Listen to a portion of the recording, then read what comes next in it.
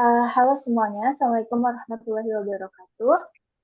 Terima kasih telah memberi kita kesempatan yang sangat luar biasa untuk dapat mempresentasikan penelitian kita di acara Qualita ini. Saya Asira Sufadila. Saya Muhammad Nabil Azaran. Saya Sahnas Farah Aulia.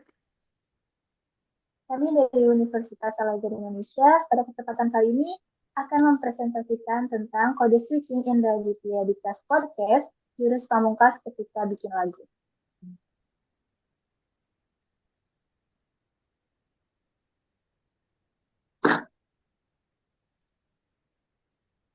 Sebelum kita memasuki ke dalam pembahasan, saya akan menjelaskan latar belakang penelitian eh, dari podcast ini. Yang pertama adalah fenomena alih kode dalam media digital yang bersifat spontan masih jarang sekali dikaji secara mendalam, khususnya dalam konteks podcast di Indonesia. Yang kedua, penelitian ini memfokuskan pada analisis penggunaan alih kode oleh pamungkas sebagai sarana untuk mengekspresikan identitas diri sekaligus membangun koneksi interpersonal dengan audiens. Yang ketiga, studi ini menelaah hubungan antara alih kode, identitas bilingual, ekspresi emosional, dan efektivitas komunikasi dalam percakapan informal. Hal yang terakhir adalah pendekatan penelitian ini menggunakan perspektif sosiolinguistik, di mana bertujuan untuk memahami alih kode sebagai strategi komunikasi dalam ruang digital dan budaya populer.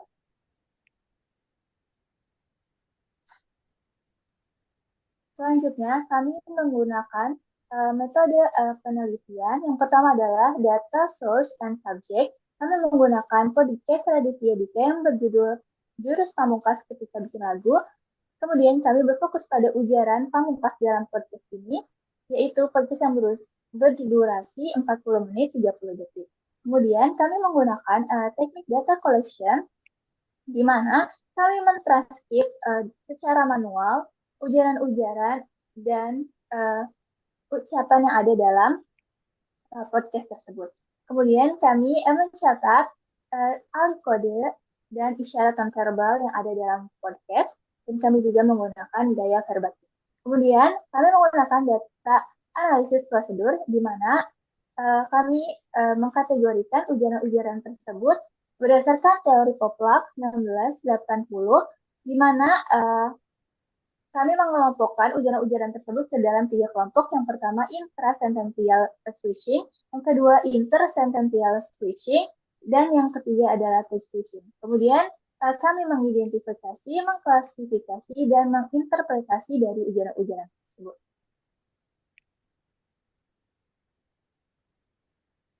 Selanjutnya adalah metode yang keempat, yaitu trustworthiness of the data. Kami memastikan kepercayaan data melalui triangulasi antara video dan transkrip podcast, serta memvalidasi jenis alih kode yang digunakan.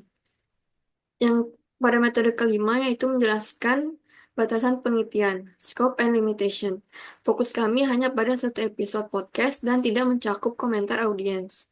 Hasil penelitian ini tidak untuk digeneralisasi, namun bertujuan memberi wawasan informal tentang praktik alih kode dalam konteks percakapan yang santai.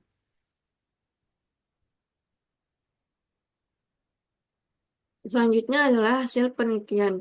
Berdasarkan hasil analisis, terdapat total 24 bentuk alih kode yang digunakan oleh Pamungkas dalam podcast ini. Dari jumlah tersebut, sebanyak 9 kasus atau 37,5% adalah intersentential switching yang terjadi pada antar kalimat. Sedangkan 15 kasus atau 62,5% merupakan intrasentential switching, yaitu alih kode yang terjadi di dalam satu kalimat. Ini menunjukkan bahwa pembicara lebih sering mencampurkan dua bahasa dalam satu kalimat daripada berpindah antar kalimat.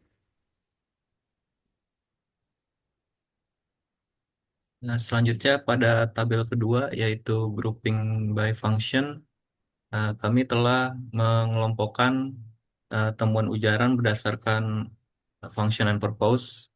Eh, Beberapa function and purpose yang telah kami identifikasi eh, yaitu ada self expression, quotation, referential, contrast, directive, dan metalinguistic.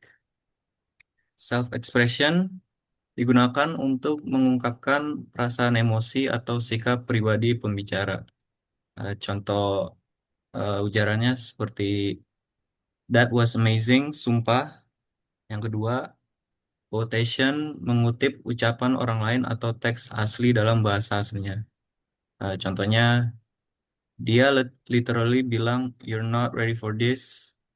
Yang ketiga, referensial, yaitu digunakan untuk menyampaikan informasi atau referensi tertentu yang lebih tepat dalam bahasa asing.